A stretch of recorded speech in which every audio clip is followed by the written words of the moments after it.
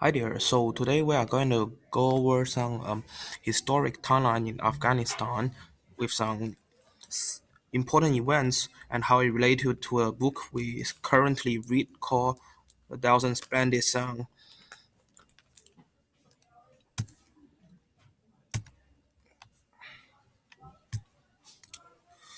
So let's start with about 1973. Before the coup in Afghanistan, it was ruled under the monarchy of Mohammad Zahid Shah. Under Shah's regime, Afghanistan was experiencing a progressive era, so the life of women became better after he took over in 1933. They were able to attend schools, take more prominent positions, and get hired for more important jobs, which is very different from its neighbors, some other countries around the area. So during the coup in 1973, when Shah was receiving a medical treatment in Italy and his monarchy basically got overthrown by Muhammad Dual Khan, supported by the People's Democratic Party of Afghanistan. And afterward, Shah became exiled and he basically abdicated in 1974, while Dowd established a republic and declared himself the president, which also is the first president in Afghanistan. And it's like the earlier in part one of A Thousand Splendid Sun, it was mentioned that Marion learned about the coup from the news brought by his father, who's visiting him every Thursday.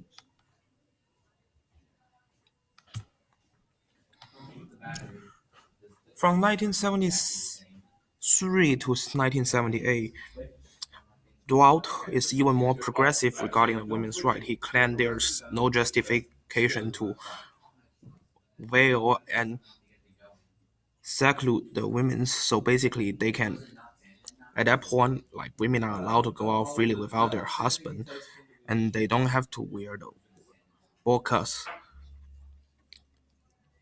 And women started, they are able to protest for what they feel injustice in their government. They also explained part A in the Thousand Splendid Sun, where Marion saw many women in Kabul. They are out without their husbands and they are dressing in a non-traditional way.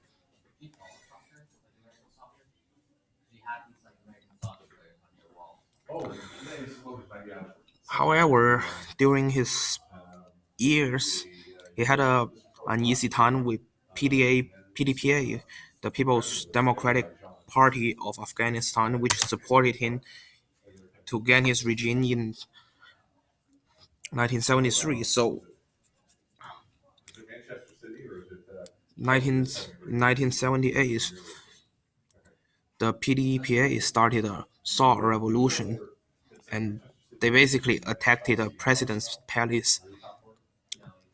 And the day after the revolution, Dowd was killed during exchanging fire, and that scene was mentioned in A Thousand Splendid Sun near the end of part one, where PDAP announced the victory of revolution to the public.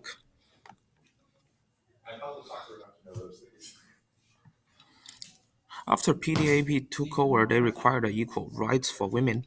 Under PDAP, the education are required for girls, and they abolished the bride price, which basically means at that time it was allowed for the fathers to sell their daughters for a price, but under PDAP, that is not allowed anymore. And women started to take more position in the government. But however, under PDPA, they were not able to control the whole Afghanistan due to the opposing mujahideens, which means the people participating in jihad.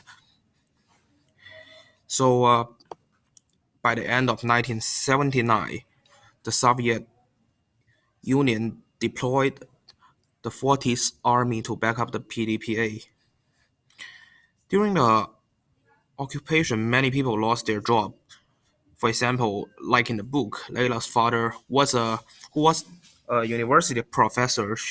He lost his job because the Soviet basically wants to control like what the students are learning in school.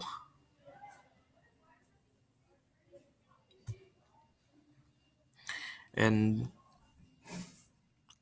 however, the good thing is during the occupation, there are many laws being passed.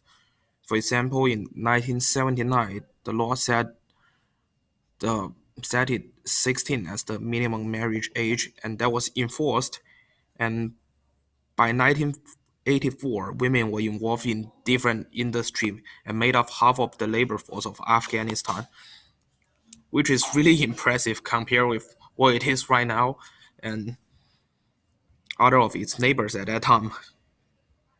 As he said in the part 2 of A Thousand Splendid Sons, Layla's father was telling her that the Soviets doing one thing right, which is educating girls. In this case, providing girls education means empowerment of the females in the future.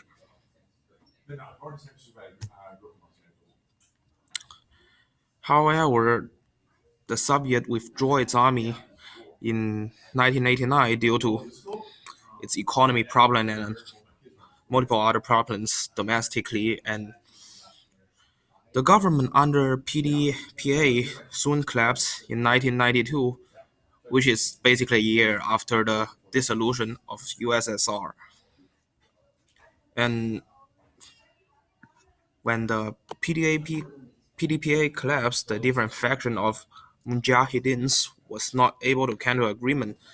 So they basically put the city in a war zone,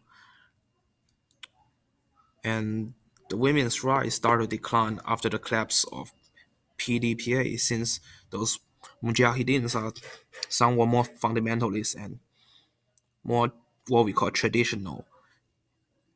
As in part 3 of Afghanistan of A Thousand Splendid Sons, Layla and Marianne were caught in the bus station when they are trying to escape to Peshawar, and they got sent back to their husband Rashid, which constantly beaten.